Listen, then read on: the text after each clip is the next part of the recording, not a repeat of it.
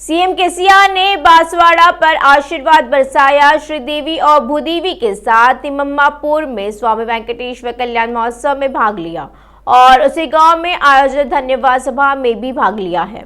उन्होंने कहा, पूर्व में जब वे तिम्मापुर आए थे तो वेंकटेश्वर स्वामी मंदिर ऐसा ही था, लेकिन अब यह खेतों और मंदिर के चारों ओर तालाब से सुहावना हो गया है। उन्होंने कहा, वह पूरे मन से कामना करते हैं स्वामी की कृपा बांसवाड़ा और पूरे तेलंगाना के लोगों पर बनी रहे। सीएम ने घोषणा की, वेंकटेश्वर स्वामी मंदिर के सुधार के लिए 7 करोड़ की धनराशि आवंटित की जा रही है। पोचाराम श्रीनिवास ने कहा, मंदिर के लिए कितना भी काम किया जाए, मंदिर विकास के लिए 23 करोड़ पहले ही आवंटित किए जा चुके हैं और वह इसके अलावा 7 करोड़ आवंटित कर रहे हैं। सीएम केसीआर ने सुझाव दिया, मंदिर को और विकसित किया जाना चाहिए। मंत्री केटीआर ने तारीफ करते हुए कहा, हरीश राव ने आने के बाद राज्य में मेडिकल सेक्टर तरक्की कर रहा है और उन्होंने कहा कि वे वरंगल में सुपर स्पेशलिटी अस्पताल बना रहे हैं। उन्होंने आंखों की रोशनी और तेलंगाना डायग्नोस्टिक उपलब्ध कराए हैं। प्रदेश में चिकित्सा सुविधाओं में काफी वृद्धि हुई है। मंत्री केटीआर और हरीश राव ने कोम्पल्ली में सीपीआर प्रशिक्षण कार्यक्रम का उद्घाटन किया है।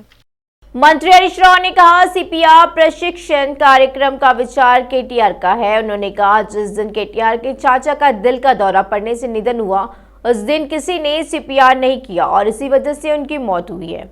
हमारे देश में 15 लाख लोगों में से रोजाना 4000 लोगों को अचानक कार्डियक अरेस्ट होता है।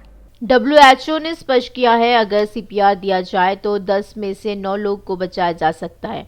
यदि गोल्डन आवर में सीपीआर किया जाए तो कई लोगों की जान बचाई जा सकती है। मंत्री हरीश राव ने कहा, ग्रामीण क्षेत्रों में गैटेड समुदाय, मॉल, मलिन बस्तियों, पुलिस जनप्रतिनिधियों और अन्य कर्मचारियों में रहने वालों के लिए सीपीआर पर प्रशिक्षण कक्षाएं आयोजित की जाएगी। रंगारेड्डी जिले के नासिंग स्थित श्री चैतन्य कॉलेज में प्रथम वर्ष के छात्र की आत्महत्या से हड़कंप मच गया है और सात्विक के दोस्तों और अन्य छात्रों का कहना है कि कॉलेज में तनाव के चलते उसने आत्महत्या की है और कहा जाता है जब सात्विक ने आत्महत्या की तो कम से कम कॉलेज स्टाफ ने उस पर ध्यान नहीं दिया और उसे अस्पताल तक नहीं लेके गए। ऐसा लगता है, साथ ही छात्र उसे नजदीकी अस्पताल लेके गए। हालांकि अस्पताल ले जाने से पहले ही सात्विक की मौत हो गई थी। शव को पोस्टमार्टम के लिए उस्मानिया मॉर्चरी में रखवाया गया। इस घटना पर पुलिस ने मामला दर्ज कर लिया है और सभी पहलुओं से जांच कर रही है। वही कुछ छात्रों का आरोप है कि स्टाफ कॉलेज के छात्रों को प्रताड़ित कर रहा है। एडमिन प्रिंसिपल आचार्य द्वारा कॉलेज क्लासरूम में छात्रों को पीटने के दृश्य सामने आए हैं। आरोप लगाया जा रहा है वह कॉलेज में जाति के नाम पर छात्रों का अपमान करता था और अपनी संपत्ति की बात कहकर छात्रों को हेय दृष्टि से देखता था। कहा जाता है कॉलेज के छात्रावास प्रभारी नरेश छात्राओं से गाली गलौज भी करते हैं और इस घटना को लेकर छात्र संघों में रोष है। श्री चैतन्य कॉलेज नासिंग के छात्र सात्विक के मामले में पुलिस को सुसाइड लेटर मिला है। इस पत्र में सात्विक ने लिखा है कि माँ पापा इस काम के लिए खेद है। शिक्षा मंत्री सबिता रेड्डी ने यह स्पष्ट किया है कि यह सुनिश्चित करना कॉलेज प्रबंधन की जिम्मेदारी है। बच्चे तनाव में न आए। सात्विक की मौत की रिपोर्ट मिलने के बाद ही जिम्मेदारों पर कार्रवाई की जाएगी। सलाह दी जाती है, शिक्षा के नाम पर बच्चों पर दबाव न डालें। शिक्षा की एकमात्र चीज नहीं है। जब वे दबाव में होते हैं तो परामर्श देने के लिए कॉलेज भी जिम्मेदार होते हैं। रोजेट का एक वेल द्वारा पीछा किया जा रहा है। चाहे कितनी भी तरह के सर्वे करा ले और रिपोर्ट दे दें, वे संतुष्ट नहीं होते। इसलिए वो अपनी टीम को मैदान में लेकर आए हैं। वे लोगों को 119 विधानसभा क्षेत्रों में जाने के लिए भेज रहे हैं। जिस नेता ने तीसरे नेत्र के ज्ञान के बिना अपने आदेशों को पूरा करने के लिए बैच का चयन किया है, वह उनकी अवश्य जानकारी एकत्र कर रहा है। जैसे यह खबर सामने आई, यह सर्वे बेहद गुपचुप तरीके से हो रहा है। बैठने वाले हिलने लगे। नेता द्वारा की गई फिल्टरिंग का खामियाजा उन्हें भुगतना पड़ रहा है। फिलहाल रोज बॉस ने क्यों किया यह सर्वे? क्या अंतर है? कहीं हीट लगता है? फिर सर्वे से कौन डरता है? कौन सुरक्षित है आखिरी घड़ी में?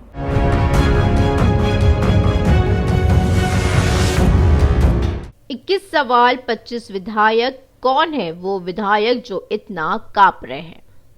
सीएम केसीआर के सर्वे ने कमजोर विधानसभा क्षेत्रों का प्रतिनिधित्व करने वाले विधायकों की टेंशन पकड़ ली है। चुनाव को लेकर ही केसीआर द्वारा कराए जाने वाले एक और सर्वे से 25 विधायक कांप रहे हैं। सीएम ने किस सवालों के साथ जनता की राय जानने का फैसला किया है। एक तरफ जहां विपक्षी पार्टियां पदयात्रा के नाम पर जनता के अखाड़े में कूद रही है, गुलाबी दलपति ने कहा वह सभी को पहले ही टिकट दे देंगे। इस संदर्भ में मौजूदा विधायकों की क्या स्थिति है, निर्वाचन क्षेत्र में उनके पास कितनी सार्वजनिक शक्ति है, क्या इस बार भी टिकट दिए जाने पर सफलता की कोई संभावना है, पार्टी में कौन है दावेदार, जिसे टिकट मिलेगा वही जीतेगा। वही एक ही विधानसभा क्षेत्र में विरोधी दल के कद्दावर नेता कौन है, अगर वे धोखा देते हैं और उन्हें टिकट देते हैं तो जीतने का क्या मौका है। क्या उन्हें चुनाव से पहले शामिल किया जाना चाहिए या क्या उन्हें चुनाव के बाद अप्रत्यक्ष रूप से समर्थन देना चाहिए और पार्टी में शामिल होना चाहिए। वे ऐसे विषयों पर जनता की राय लेना चाहते हैं और उन्हें अनुदान देना चाहते हैं और लेख लिखना चाहते हैं।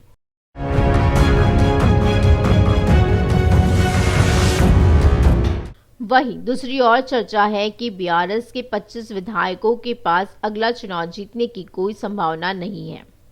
पिछले दिनों मंत्री अराबेली दयाकर राव ने खुलकर टिप्पणी की थी कि अगर इन्हें बदला गया तो फिर से सत्ता बीआरएस पार्टी के पास होगी और इसी पृष्ठभूमि में सीएम केसीआर से उन विधायकों पर फैसला लेने की उम्मीद है जो एक बार फिर से जीत नहीं सकते हैं। इसलिए कई लोगों का कहना है कि उन्हें अपनी टीम के साथ सर्वे करना चाहिए। खबर है कि ताजा सर्वे को लेकर करीब 25 विधायक चिंतित हैं। क्या टिकट के लिए संघर्ष कर रहे विधायकों को नेताजी के कहे अनुसार दोबारा टिकट दिया जाएगा या वे ऐसे लोगों से पूछ रहे हैं जो जानते हैं कि क्या वे परेशानी पैदा करेंगे।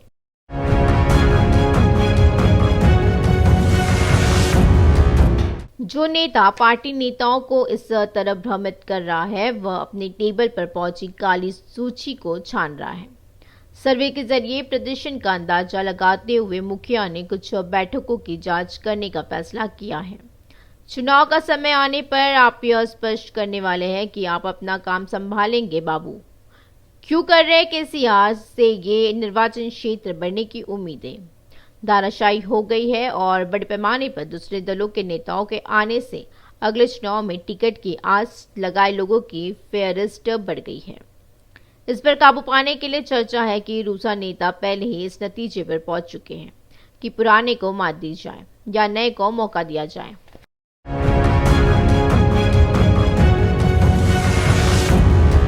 किसी पक्ष में नेता के सर्वे के नतीजे इस प्रकार रहे हैं तो पार्टी में विरोधी अपनी उपस्थिति दर्ज कराने की कोशिश कर रहे हैं।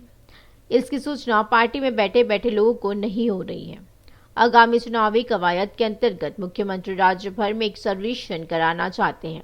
किसी पर भरोसा नहीं करने वाले केसीआर अपने दम पर एक और सर्वे कर रहे हैं। वैसे भी सभी बैठने वालों की सीट मिलने में संशय की बात जोर शोर से फैल रही है और बैठने वालों को खाने और सोने से वंचित कर रही है। और सर्वे का सारांश कैसे काम कर रहा है, रिपोर्ट में क्या है और नेता की सोच क्या है।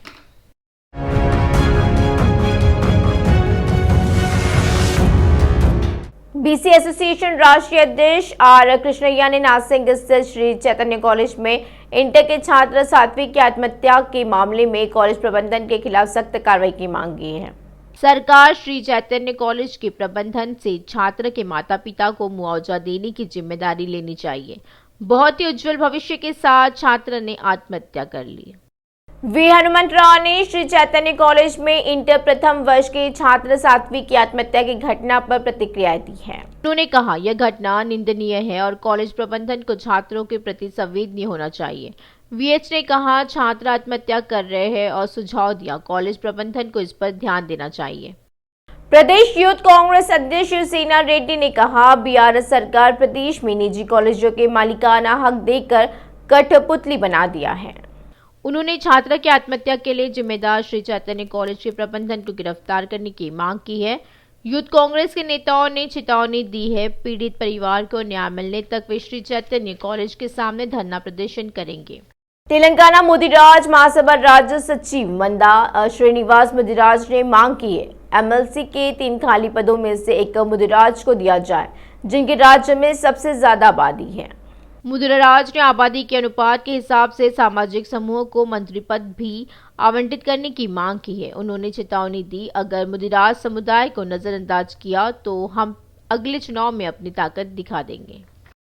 पूर्व सांसद बुरा नरसैया गौड़ ने मेडिकल छात्र प्रीति की घटना की न्यायिक जांच की मांग की है और उन्होंने कहा, सरकार यह तय नहीं कर पा रही है कि प्रीति की हत्या है या आत्महत्या। बुरा नरसैया ने मुख्य टिप्पणी की है, प्रीति मेडिकल वेंटिलेटर पर नहीं बल्कि पॉलिटिकल वेंटिलेटर पर थी।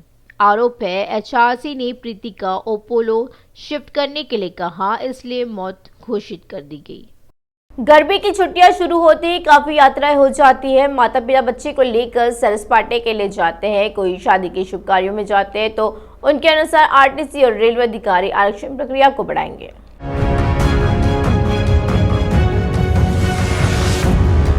दक्षिण मध्य रेलवे इस समय टिकट काउंटर बंद कर रहा है, जो नहीं बढ़ रहे हैं। सिकंदराबाद के मुख्य आरक्षण केंद्र के सभी काउंटर काम नहीं कर रहे हैं।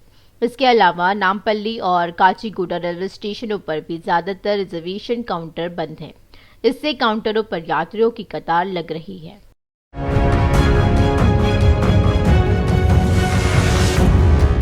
उधर अमीरपेट में 5 काउंटर को अधिकारियों ने बंद कर दिया है। पहले कुकटपल्ली और ECIL में आरक्षण काउंटर थे, लेकिन अब वे भी बंद हैं। रेलवे अधिकारियों ने जिन्होंने पहले सभी MMTS स्टेशनों पर आरक्षण सुविधाएं स्थापित की थी, अब उन्हें हाईटेक सिटी, भरतनगर, मलकपेट, विद्यानगर, बेगमपेट और फलकनुमा जैसे प्रमुख स्टेशनों तक सीमित कर दिया है।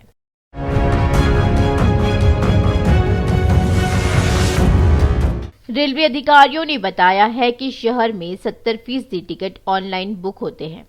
ऐसे में काउंटरों पर आने वालों की संख्या घटी है। यात्री अधिक ट्रैफिक होने पर रिजर्वेशन काउंटर बढ़ाने पर विचार नहीं करने को लेकर रेलवे अधिकारियों से नाराज हैं।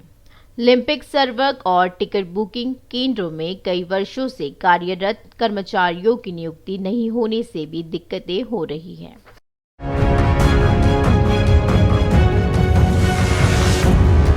दूसरी ओर ऑनलाइन रिजर्वेशन की जानकारी हर किसी को नहीं है। इससे यात्री किसी भी इंटरनेट केंद्र या अधिकृत एजेंट के पास जाकर टिकट रिजर्वेशन करा सकते हैं। अगर वे टिकट वेटिंग लिस्ट में हैं और बर्थ कैंसिल हो जाती है, तो पैसा इंटरनेट सेंटर मैनेजर के खाते में चला जाएगा।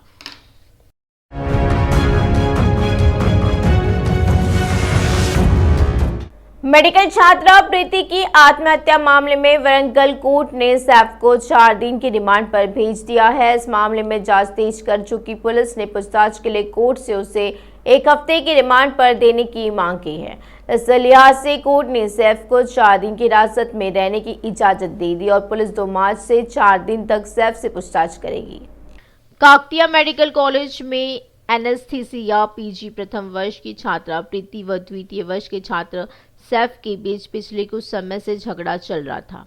एक पेशेवर विवाद से शुरू हुई यह घटना उत्पीड़न का कारण बना। इसी महीने की 18 तारीख को उसने एक केस शीट को लेकर प्रीति के प्रदर्शन पर व्हाट्सएप ग्रुपों में संदेश पोस्ट किया। प्रीति सैफ पर उसे अपमानित करने का आरोप लगाती रही। कुछ भी हो, उसने सैफ के खिलाफ HOD के पास शिकायत दर्ज कराई। शिकायत में उसने अपमान करने का आरोप लगाया। इससे दोनों के बीच का झगड़ा और बढ़ा। सैफ ने व्यक्तिगत रूप से अपने सहपाठियों को संदेश भेजा, प्रीति के पास दिमाग नहीं है और उसके साथ सहयोग नहीं करना चाहिए। यह जानकर प्रीति तनाव में आ गई। अपने माता पिता को इस बारे में बताने के बाद वह उदास हो गई। इस संदर्भ में अलग अलग अभियान चलाए गए। उसने अपनी चिकित्सा समस्या हेतु इंजेक्शन लिया और आत्महत्या कर ली। जहां उसके परिवार के सदस्यों ने कहा प्रीति ने सैफ की प्रताड़ना के कारण आत्महत्या की है। वही MGM के डॉक्टरों ने कहा आत्महत्या का कोई सबूत नहीं है। जगतियाल जिले के कोंडागट्टू स्थित श्री आंजनेय स्वामी मंदिर में चोरी के मामले का पुलिस ने पर्दाफाश कर दिया है। जगतियाल पुलिस ने इस मामले में 3 लोगों को गिरफ्तार किया है। एसपी भास्कर ने कहा उनके पास से श्री आंजनेय की चांदी की कुल 5 किलो की मूर्ति बरामद हुई है। खुलासा हुआ है कर्नाटक राज्य बीदर के एक अंतर्राज्यीय गिरोह ने कोंडागट्टू मंदिर में चोरी की है। पीड़ितों ने सिकंदराबाद बोयनपल्ली पुलिस स्टेशन में एक ऐसे व्यक्ति से खिलाफ शिकायत दर्ज कराई है जो बैंकों के माध्यम से कर्ज देने का दावा करता है और निर्दोष लोगों से लाखों रुपए वसूलता है। ड्यूटी पर तैनात पुलिस कांस्टेबल नशे में था और उसने सड़क पर लोरी रोककर हंगामा खड़ा कर दिया। उसने इस हंगामे के चलते क्षेत्र में पूरी तरह से जाम रहा।